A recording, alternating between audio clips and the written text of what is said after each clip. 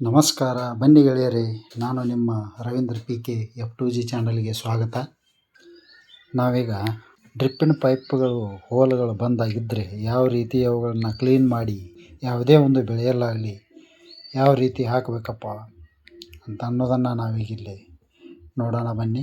ಆ ಪೈಪ್ಗಳನ್ನು ಯಾವ ರೀತಿ ಕ್ಲೀನ್ ಮಾಡಬೇಕು ಅನ್ನೋದನ್ನು ತೋರಿಸೋದಕ್ಕೆ ನಿಮ್ಮನ್ನು ಕರ್ಕೊಂಬಂದಿದ್ದೀನಿ.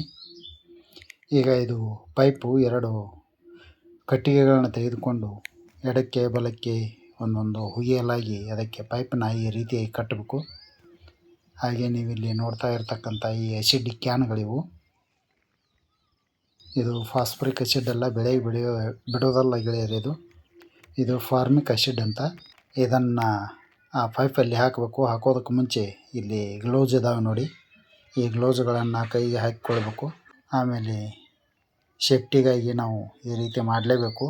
ಇದನ್ನು ಹಾಕ್ಕೊಂಡು ಆ್ಯಸಿಡ್ ಕ್ಯಾನ್ಗಳಲ್ಲಿ ಇರ್ತಕ್ಕಂಥ ಒಂದು ಆ್ಯಸಿಡ್ನ ತೆಗೆದುಕೊಂಡು ಆ ಪೈಪ್ ಒಳಗಡೆ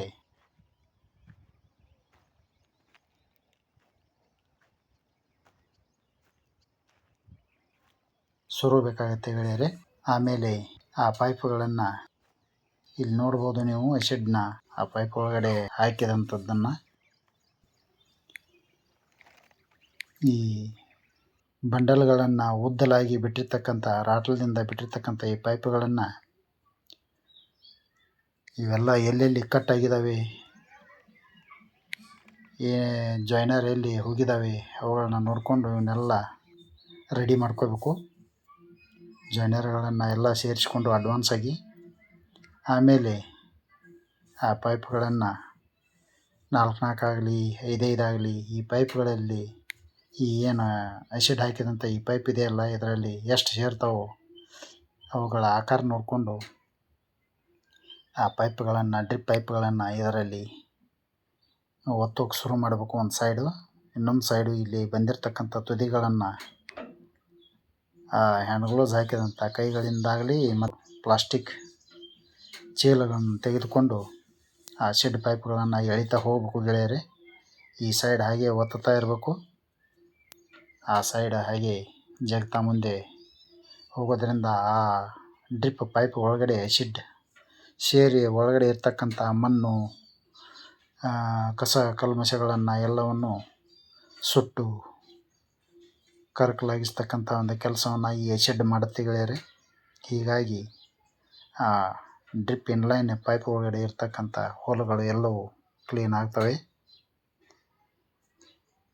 ಇಲ್ಲಿ ಈ ರೀತಿಯಾಗಿ ಜಗ್ಬೇಕಾಗುತ್ತೆ ಗೆಳೆಯರೆ ಮುಂದೆ, ಹಾಗೆ ಹಿಂದುಗಡೆ ಒತ್ತಬೇಕು. ಈ ರೀತಿಯಾಗಿ ಪೈಪ್ಗಳನ್ನು ಕ್ಲೀನ್ ಮಾಡೋ ಒಂದು ಕ್ರಿಯೆ ನಡೆಯುತ್ತೆ ನೋಡಿ ಗೆಳೆಯರೆ. ತಮ್ಮಲ್ಲಿಯೂ ಕೂಡ ಈ ರೀತಿಯಾದಂಥ ಪೈಪ್ಗಳಿದ್ದರೆ ಈ ರೀತಿಯಾಗಿ ಕ್ಲೀನ್ ಮಾಡ್ಕೋಬೋದು.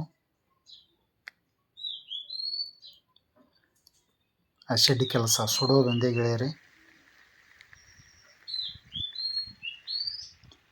ಯಾವ ರೀತಿ ಹೊಗೆ ಹೇಳ್ತಾ ಇದೆ ನೋಡ್ಬೋದು. ಜಾಸ್ತಿ ಹೊಲಸಿತ್ತು ಅಂತಂದರೆ ಜಾಸ್ತಿ ಅದರ ಹೊಗೆ ಪ್ರಮಾಣ ಬರುತ್ತೆ ಗೆಳೆಯರೆ.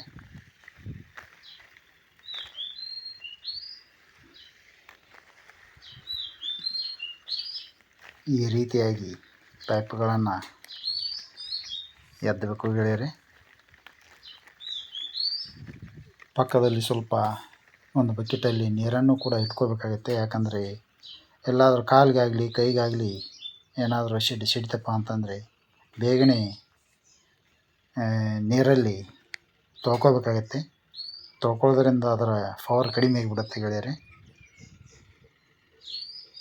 ಈ ರೀತಿ ಮಾಡಿ ಡ್ರಿಪ್ ಬಂಡಲ್ಗಳನ್ನು, ಹಳೆ ಪೈಪ್ಗಳನ್ನು ಕ್ಲೀನ್ ಮಾಡ್ತಕ್ಕಂಥ ಒಂದು ಕೆಲಸ ನೋಡಿ ಅದು. ಈ ರೀತಿ ಮಾಡಿ ಬೆಳೆಯಲ್ಲಿ ಕಬ್ಬಾಗಲಿ ಯಾವುದೇ ಬೆಳೆ ಆಗಲಿ ಅದರಲ್ಲಿ ನೀವು ಈ ರೀತಿಯಾಗಿ ಮಾಡಿ ಪೈಪ್ಗಳನ್ನು ಎಳಿಬೋದು. ಆಮೇಲೆ ಇದರಲ್ಲಿ ನೀರು ಬಿಡೋದರಿಂದ ಪ್ರತಿ ಹೋಲುಗಳಲ್ಲೂ ನೀರು ಸರಿಯಾಗಿ ಬೀಳೋಕ್ಕೆ ಶುರುವಾಗುತ್ತೆ ಗೆಳೆಯರೆ. ಇಲ್ಲಿ ನೋಡ್ಬೋದು, ಈಗ ಕಬ್ಬಿನ ಬೆಳೆಯಲ್ಲಿ ಆ್ಯಸಿಡ್ದಿಂದ ಎದ್ದಿ ಬಿಟ್ಟಂಥ ಒಂದು ಪೈಪ್ಗಳಿವು ಗೆಳೆಯರೆ. ಸರಿಯಾಗಿ ನೀರು ಬಿತ್ತಪ್ಪ ಅಂತಂದರೆ ಬೆಳೆಯೂ ಕೂಡ ಚೆನ್ನಾಗಿ ಬರುತ್ತೆ. ಸರಿಯಾಗಿ ನೀರು ಬೀಳದೇ ಇದ್ದರೆ ಬೆಳೆಯೂ ಕೂಡ ಒಣಗಿ ಹೋಗುತ್ತೆ. ಈ ರೀತಿ ತಾವು ಮಾಡ್ಕೋಬೋದು ಅಂತ ಹೇಳಬಹುದು. ಹಾಗೆ ಈ ವಿಡಿಯೋ ತಮಗೆ ಇಷ್ಟ ಆಗಿತ್ತು ಅಂತಂದರೆ ಸಬ್ಸ್ಕ್ರೈಬ್ ಮಾಡಿ. ಸಬ್ಸ್ಕ್ರೈಬ್ ಮಾಡಿದರೆ ತಮ್ಮ ಮೊಬೈಲ್ ಸ್ಕ್ರೀನ್ ಮೇಲೆ ನಾನು ಮಾಡಿರ್ತಕ್ಕಂಥ ಎಲ್ಲ ವಿಡಿಯೋ ನೋಟಿಫಿಕೇಷನ್ಸು ನಿಮ್ಮ ಸ್ಕ್ರೀನ್ ಮೇಲೆ ಬರ್ತವೆ ಗೆಳೆಯರೆ, ಎಲ್ಲ ನೋಡೋದಕ್ಕೆ ಸಿಗ್ತವೆ. ಹಾಗೆ ಶೇರ್ ಮಾಡಿ, ಲೈಕ್ ಮಾಡಿ, ಕಮೆಂಟ್ ಕೂಡ ಮಾಡಿ. ಮತ್ತೆ ಮುಂದಿನ ವಿಡಿಯೋದೊಂದಿಗೆ ನಾನು ನಿಮ್ಮ ಜೊತೆ ಭೇಟಿಯಾಗ್ತೀನಿ ಗೆಳೆಯರೆ. ಅಲ್ಲಿಯವರೆಗೆ ನಮಸ್ಕಾರ.